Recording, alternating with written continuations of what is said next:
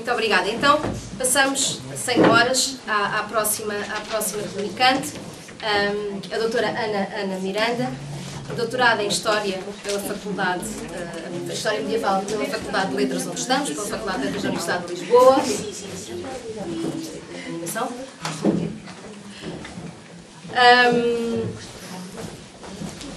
É investigadora pós-doutoral do projeto de Arqueologia da Cor, que trabalha fundamentalmente a cor na escultura medieval portuguesa, é investigadora do Requinte e colaboradora também do Centro de História e da UNIARC desta casa.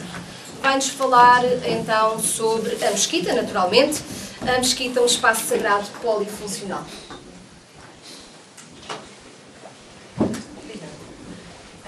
Muito boa tarde a todos. Agradeço, antes de mais, o convite que me foi lançado pela organização e agradeço a todos estarem aqui. De facto, houve uma pequena alteração no título e na minha proposta inicial que aqui vos trago, porque achei que, de facto, esta nova proposta, falar um pouco dos cargos associados às mesquitas no Garbo Al-Andalus, vai talvez mais ao encontro, ou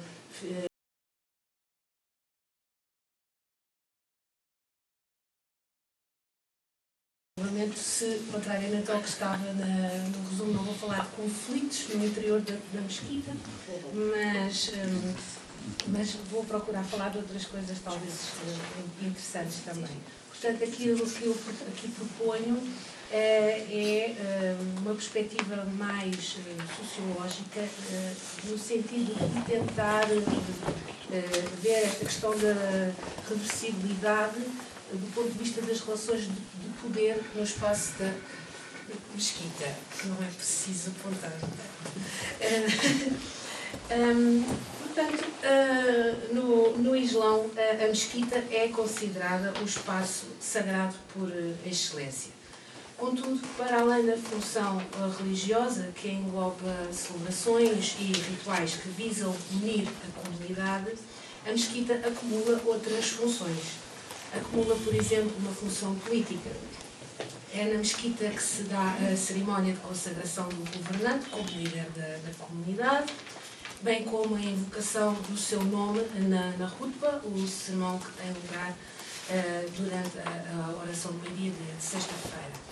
Há também uma função económica associada à mesquita, uma vez que gera emprego em atividades relacionadas com a sua limpeza, a sua manutenção, iluminação.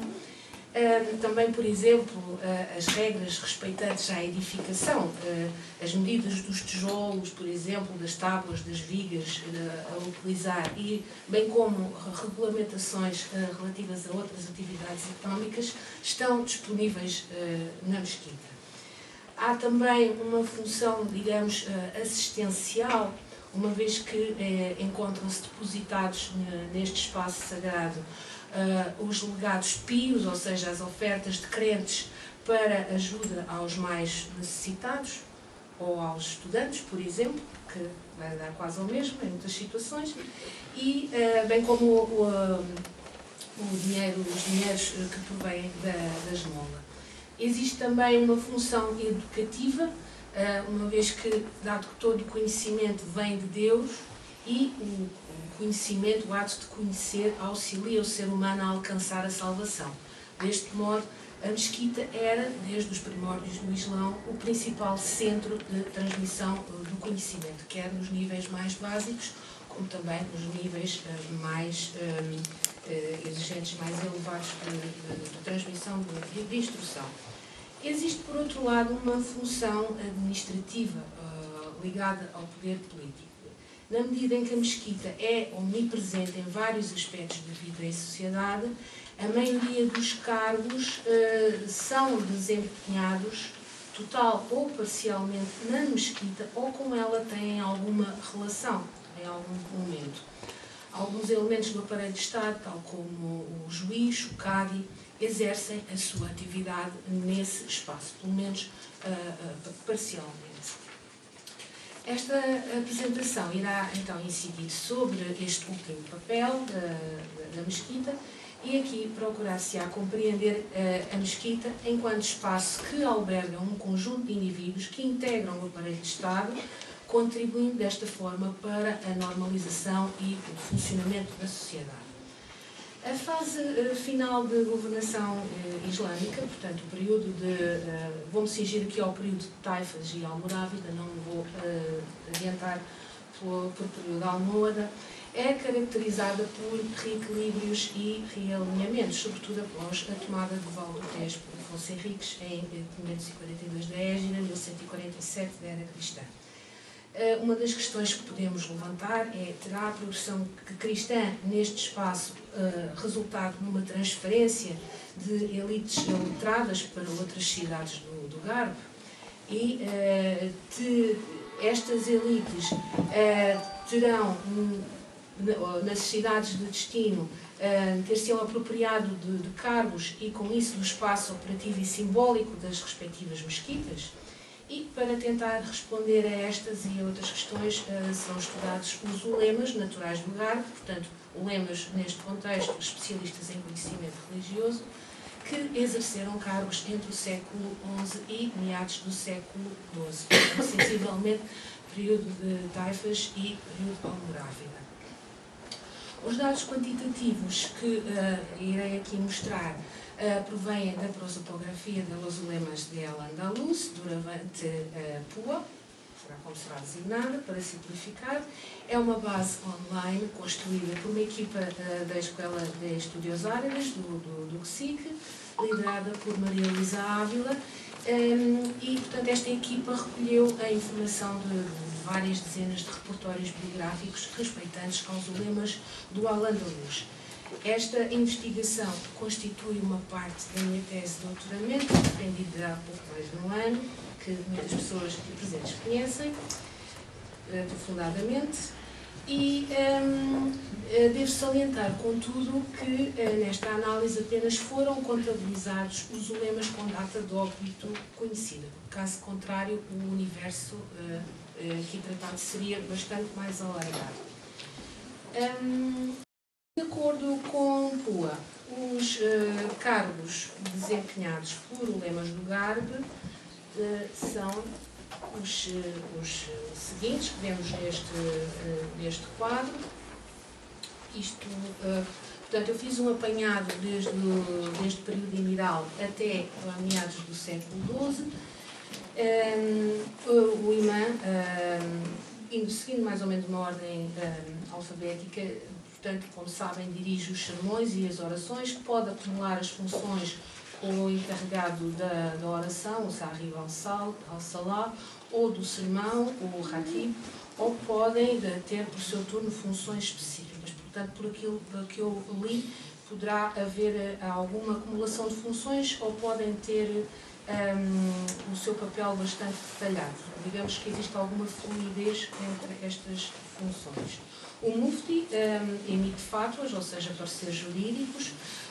Por exemplo, uma perspectiva interessante é de Marcos Quesada, que distingue o Mufti privado, entre aspas, do Mufti público ou do Shawar, ou conselheiro, sendo que o primeiro emite fátuas para qualquer muçulmano que solicite um parecer, ao passo que o segundo faz parte do conselho do juiz, ou do Qadi. O Mushawar tem a missão específica de assessorar o juiz em matéria de direito ou em problemas de interpretação da lei. De acordo com Ibn Abdun, o inspetor dos mercados de Sevilha, do século XII, e cito: estes alfaquis conselheiros não devem ser mais do que 4, sendo que 2 devem exercer na mesquita aljama.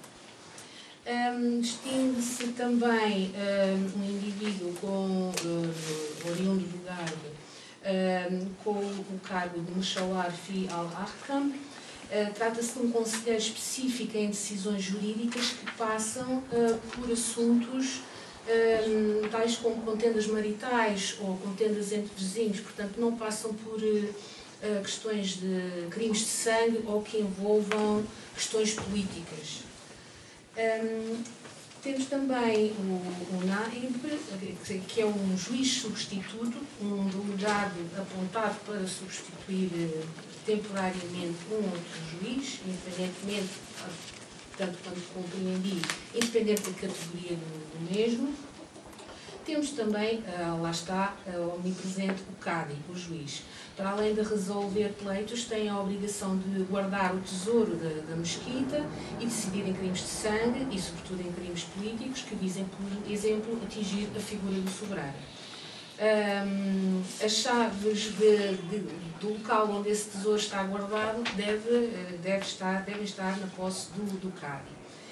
Também está confiado no encaminhamento religioso da população, no sentido em que passa por ele a contratação, às expensas da mesquita, de um alfaqui honrado, segundo o Ibn Abdun, que doutrina agentes nas questões religiosas. Distingue-se também o Qadi al-Jama, que é o juiz supremo. Primeiro era em Córdoba, que estava sediado, no entanto, com a queda do califado omíada, essa figura perde a projeção que tinha. Identifica-se também um Sahib al-Arqam, ou um Hakim, que é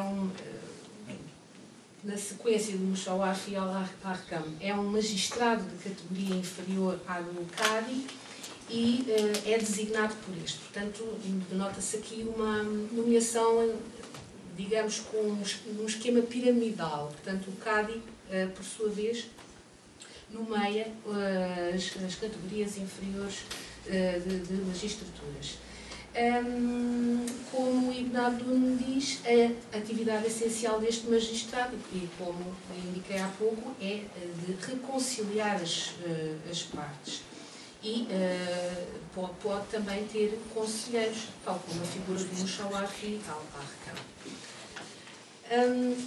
Segundo Ibn Abdun, o indivíduo que detém este cargo não deve julgar na sua casa, mas na mesquita al-Jama ou noutro lugar designado para o efeito. Temos também alguns lemas com o cargo de Sahib al-Hutba, ou Ratib. Dirige o sermão de sexta-feira, a Hutba, bem como sermões específicos do fim do Ramadão. Temos o Sahib al-Salah, o encarregado da oração obrigatória, que eu creio que já alguém falou aqui nele numa anterior apresentação. O Sahib al-Shurta, o encarregado da polícia.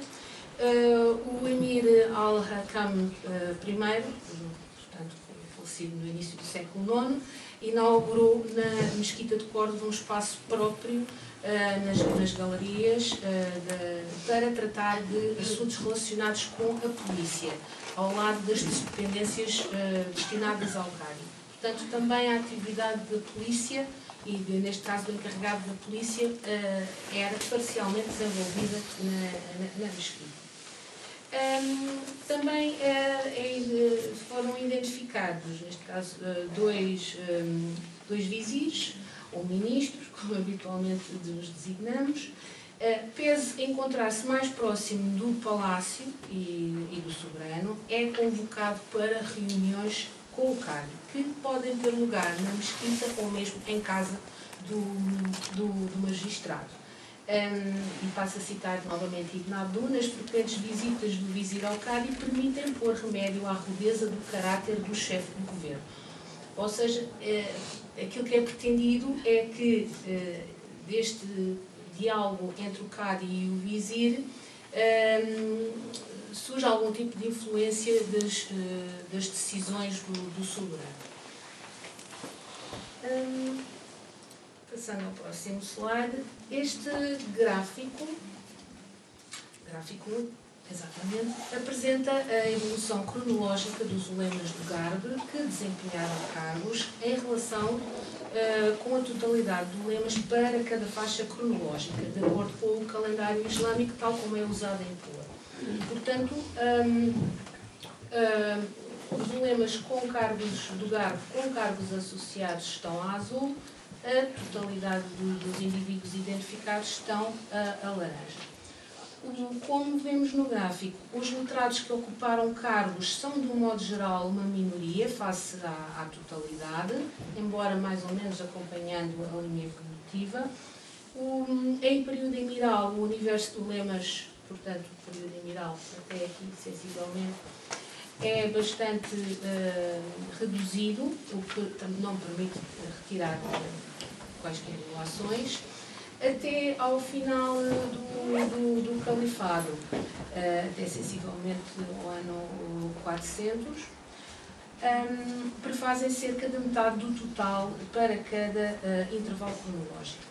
A desigualdade acentua-se entre os anos 401 e 550, que corresponde, grosso modo, ao século XI e primeira metade do século XII, sendo essa diferença especialmente nítida na primeira metade do século XI.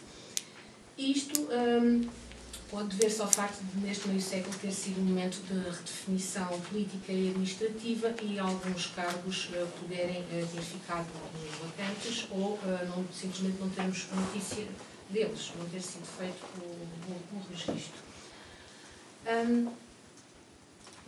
Seguidamente, nos gráficos 2 e 3, vemos respectivamente os cargos ocupados por ulemas do Garbe até ao ano 400, portanto até o período califal, e entre 401 e 550, período Taifas e período Almorávida. Os cargos mencionados em Pua são 8, até o século X e 10 para o período seguinte. Na primeira fase, o cargo mais referido é o de Mufti, seguido do encarregado da oração e Qadi. Na fase posterior, os lugares cimeiros alteram-se, passando o Qadi, que vemos aqui, a ser o mais frequentemente mencionado, seguido pelo Mushawar, portanto, o conselheiro do Qadi, e pelo encarregado do sermão, o Ratib. A primazia dos muftis em época omíada traduz a necessidade de criação, pensa-se, a necessidade da criação de um corpo de especialistas dedicados à lei religiosa, auxiliando, desse modo, a tarefa do Qadi na aplicação da justiça, dado que o Qadi era mais frequentemente escolhido pelos seus atributos morais e pelo seu prestígio do que propriamente pelos seus conhecimentos em matéria de lei. A proliferação do cargo de Mushawar nos séculos XI e XII pode resultar de uma maior preocupação em rodear o Qadi de especialistas que assegurem a conformidade dos pareceres jurídicos com a lei islâmica, assumindo, tal como Marte esqueçada, que aqueles que são apenas designados por muftis seriam os muftis privados. O aparente decréscimo nesta época revela uma realidade inversa, por exemplo, a registada em Córdoba, já que Ibn Abi al-Fayyad, como é reportado por Al-Rakushi, estava a dizer Ibn Abi al-Fayyad, que viveu durante o século XI, afirma que havia na cidade de Córdoba 3.000 pessoas que podiam usar a lançua, portanto o chapéu específico, e não usavam nessa época senão os que ditavam fatos. Portanto, estamos a falar de uma população de muftis bastante considerável. Tendo em conta o desenvolvimento urbano registado em época de Taifas e com maior expressão em época almorávida, torna-se, pois, difícil compreender o decréscimo no número de muftis nesta cronologia, a não ser que tenham enverdado por uma carreira pública, entre aspas, não? Isto de acordo com o critério de Marcos Quesada e tivessem passado a fazer parte do conselho específico do Qadi. Quanto ao Qadi, ao juiz, as palavras de Ibn Abdul de Sevilha refletem à época a sua importância. Passo a citar: nada é mais necessário no mundo do que um Qadi justiceiro, um notário fidedigno, um bom calafate e um médico perito e consciencioso, pois destes 4 ofícios depende a vida do mundo e eles necessitam mais do que ninguém de ser honrados e religiosos, já que Deus lhes confiou os bens e a vida das gentes. Fim de citação.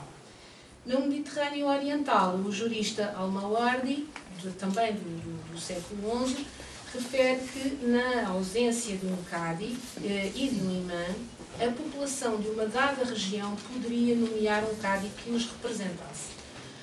Perante a chegada do novo imã, a continuidade do exercício das funções de Cadi estaria dependente da autorização daquele, portanto, do imã. Admitindo que este pressuposto, válido segundo a Almohade no Mediterrâneo Oriental, seria válido no Al-Andalus, o facto de nesta lista de trabalho haver apenas 2 imãs, que estão aqui, isso pode explicar a amplitude da atuação dos Cadis após o colapso do califado, dada a escassez de imãs, de cuja autorização os Cadis dependência para assumir ou permanecer em funções. De facto, foram os Cadis que asseguraram a governação em vários locais do Al-Andalus. Maribel Ferro, por exemplo, aponta vários casos de juízes que tomaram as rédeas do poder, por exemplo, Yaish bin Muhammad em Toledo, Ibn Abad em Sevilha, ou Ibn Muzayn em Silves, ou Ibn Jarraf em Valência. Em período califal, o juiz era a autoridade selecionada pelo governante a partir dos notáveis da cidade. Por essa razão, era-lhes conferida uma legitimidade governativa na medida em que eram representantes locais do califado. Com a queda do califado em 1031, embora o califado já não existisse no plano operativo, perdurava no plano simbólico, daí ter também perdurado o seu prestígio junto das populações. Em período omíada, o Cadi de Córdoba era designado de Cadi al-Jama, e este combinava a atividade judicial com a direção da Rutba, na mesquita al-Jama também, e participava no juramento de fidelidade ao novo governante e, além de estar encarregue de gerir as propriedades e rendas da mesquita principal. Observa-se, através deste gráfico, a importância do Mushawar entre os anos 401 e 550 da Égira. As sentenças emitidas pelo Cadi só eram vinculativas se fossem aprovadas por um conselho de jurisconsultos que emitia a sua opinião legal com base no relatório feito pelo Cadi. E os membros deste conselho eram nomeados e destituídos pelo governante após a consulta prévia ao Cadi, mas também poderiam permanecer em funções até falecer. Neste período, quer o Mufti, quer o Sahib al-Salah passam a segundo plano, comparando com o período anterior. Note-se o desaparecimento do Cadi al-Jama e do Sahib al-Shurta, bem como o surgimento de novos cargos no lugar, nomeadamente as figuras do conselheiro, do encarregado, do Sahib al-Ahkam, ou Hakim, do juiz substituto, do Mushawar e a crescente relevância do Cadi, principalmente no período almorávido. E a este propósito, por exemplo, o cronista Ibn al-Athir afirma que o emir almorávida Yusuf bin Tashfin, e passo a citar, amava as pessoas de ciência e de religião e confiou-lhe os postos administrativos. Portanto, em período almorávida, o apoio dos alfaquis era essencial no sentido de assegurar a aceitação da população andaluza de um poder exógeno, o que pode também explicar a proliferação destes cargos. Estas duas tabelas 1 e 2, demonstram a distribuição dos cargos por cidade de origem dos ulemas.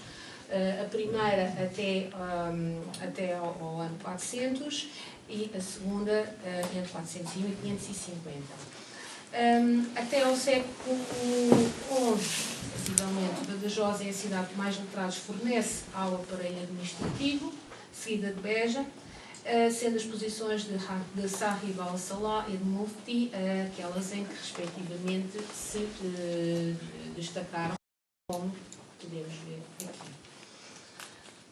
No período seguinte, a situação de Badajoz inverte-se, tendo sido nomeados apenas 3 indivíduos desta cidade para a administração, neste caso para o ofício de Cádiz, e Silves transforma-se na maior fornecedora, digamos, de quadros do cargo, com lemas colocados em vários cargos diferentes. Em menor grau também os lemas de Niebla e de Santa Maria Algarve estão representados nestas magistraturas.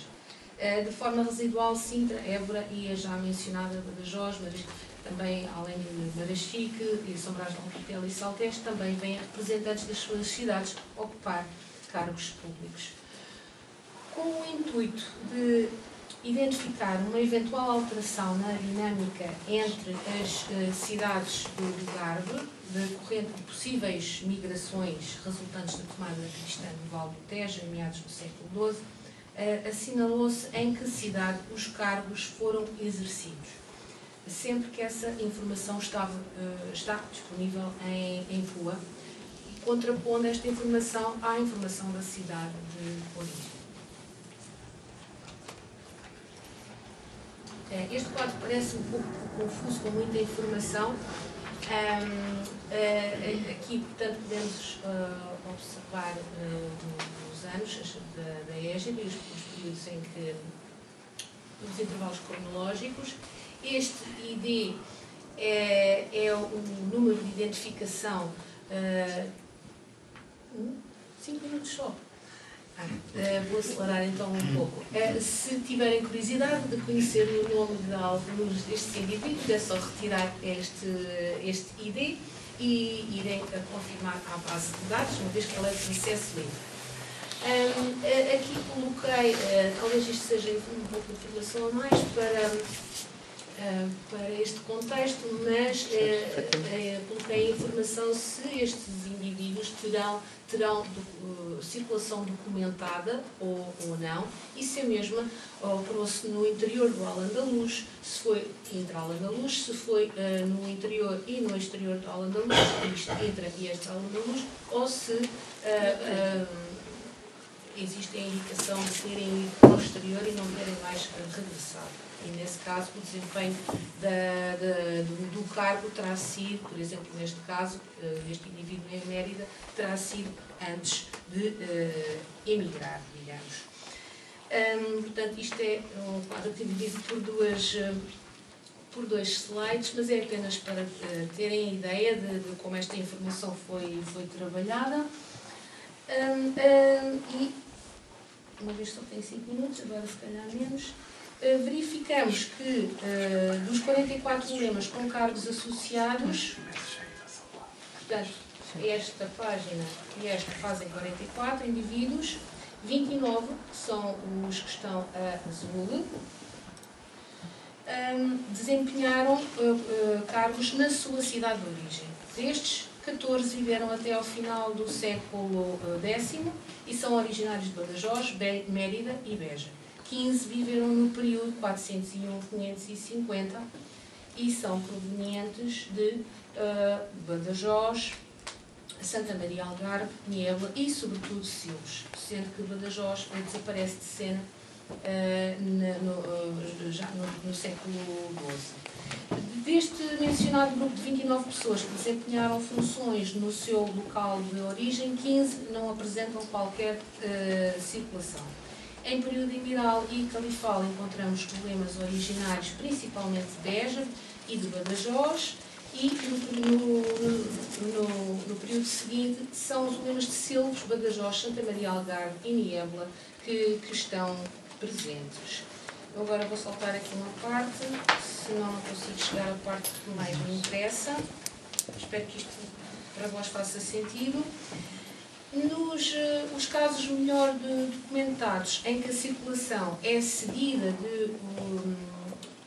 em que existe circulação documentada, quer seja intra ou extra, ou intra e extra ao andaluz, em que a circulação é seguida de um triunfante regresso às origens com a atribuição de um cargo, encontram-se sobretudo a partir encontram-se já no século XII e respeitam maioritariamente a elementos pertencentes a famílias prestigiadas. Um deles é o do Mufti Abu Abdallah ibn Sufyan al-Shilbi, membro dos Banu al-Qantari, é uma família com tradição no meio religioso ou jurídico. O seu avô tinha estudado Direito em Córdoba, chegou a ser Cadi em Silves e o seu pai também. Outra situação é de Abu al-Qasim ibn al-Jad, que, tendo desempenhado cargos em Sevilha, regressou à terra de família, Niebla, quando da queda dos Abádidas, e veio servir Ali ibn Yusuf como secretário. Também Abu al-Fadl Jafar bin Muhammad, dos Banu al-Alam al-Santa Mari, de Santa Maria Algarve, foi Cadi em Sevilha e em Niebla, após passar por diversas cidades andaluzas e não andaluzas até. A pertença a famílias com forte implementação local constitui, segundo estes dados, na transição para o século XII, um fator de regresso à cidade de origem e de integração no aparelho administrativo local. E, segundo Manuel Amarim, este retorno, numa época de transição política, passo a citar, mostra a continuidade do esforço familiar em não se demarcar dos centros de poder e manter, ao mesmo tempo, a vinculação ao seu lugar de origem. Também em período de taifas, os cargos terão sido maioritariamente desempenhados por locais, pertencentes ou não a grupos familiares de relevo, que lá se afirmam, alguns estendendo a sua influência até ao século seguinte, como sucede com os Banu al-Qantari. Concluindo, a maioria dos ulemas do Garde, cujo percurso profissional se encontra documentado em Pua, desempenharam cargos na sua terra de origem. A informação recolhida de acordo com os critérios definidos para este trabalho aponta para que nenhum dos ulemas oriundos da zona do Vale do Tejo tenha assumido cargos noutras cidades do Garde em consequência da conquista dessa região. O volume e o grau de detalhe dos dados disponibilizados pelos repertórios biográficos, bastante inferior no que respeita aos ulemas da região de Lisboa e de Santarém, cidades afastadas, sobretudo no caso de Lisboa, das redes de disseminação do conhecimento, podem, contudo, concorrer para um enviesamento destas conclusões. É, pois, necessário uma análise mais fina sobre os ulemas desta região para compreender o seu percurso no imediato pós-conquista cristã. Adicionalmente, parece haver uma crescente politização dos cargos, sobretudo em período almorávida, com a associação de indivíduos pertencentes a famílias prestigiadas locais, que passam deste modo a ser representantes do poder almorávida. O recuo quantitativo do mufti e o crescimento da importância do muxawar sugere que os primeiros poderão ter sido absorvidos pelo Conselho de Juiz, o que corrobora essa crescente interferência do aparelho de Estado. A resposta à conquista cristã parece ter sido a cristalização dos núcleos de Silves e de Niebla, mais próximos e em articulação com Sevilha, a sede almorávida no Al-Andalus.